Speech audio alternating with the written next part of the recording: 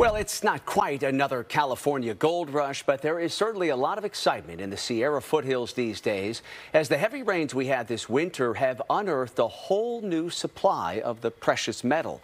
Those strong storms have sent so much water rushing down rivers and streams that it's loosened up gold deposits that have been embedded in the rock and dirt.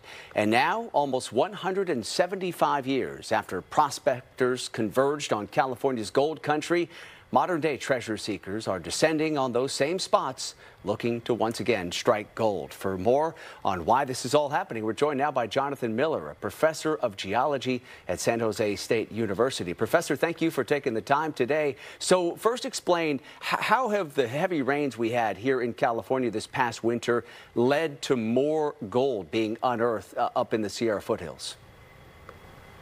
Sure. Yes.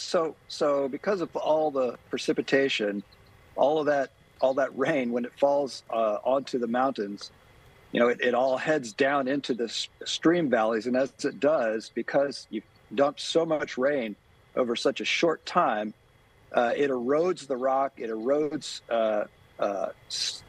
poorly consolidated gravel and sediment along the sides of the streams.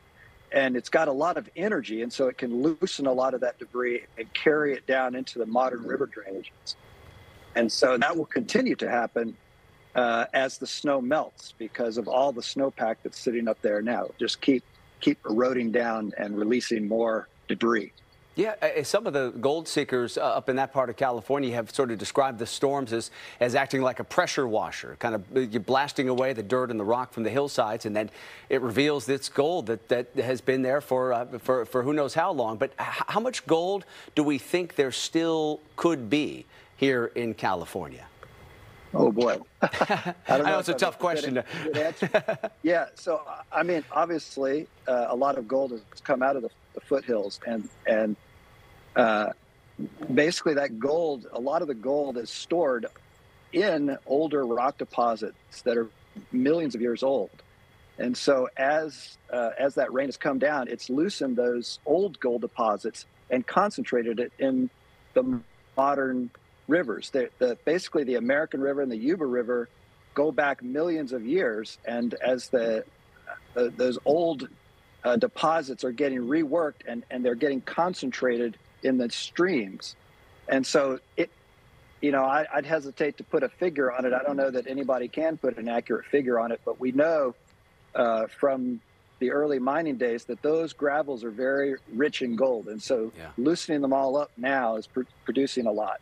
And you were talking about the fact that as we move through the season here, you continue to get all the snow melt that we talked about earlier in the newscast. It continues to have that effect of kind of churning up the gold that's been sort of long hidden away. What about the notion, too, that once the rivers and the streams, the water levels recede some of those gold deposits might be even more obvious to folks who are looking for it? Well, the gold, it gets concentrated in the modern streams, and you see people out there panning for gold, and they're doing in the pans what the streams do naturally, concentrating that in piles of sediment along the banks of the streams. And so as more of those banks get exposed, I suppose, as the flow diminishes, then people might more likely venture out into the streams and dig in the sandbars and see if they can turn up some little flecks or perhaps even a nugget of gold for themselves. Yeah. So what would you say, folks? I think if they're hearing this conversation, we might have piqued their interest and their curiosity here, and you might get some amateur gold seekers. Where do you suggest they head, Professor? Well, so you go to where the 49ers went, basically along the American River and the Yuba River, those areas. There's lots of places you can just pull off along the side of the road and go down into the rivers. I mean, don't get in high flow areas where you might get swept away.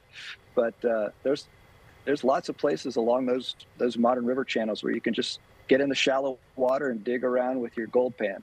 All right, and hope you get lucky. I bet a lot of folks are going to be heading that direction here soon. Professor Jonathan Miller, geology professor at San Jose State. Great to have you on. Thank you. Thank you.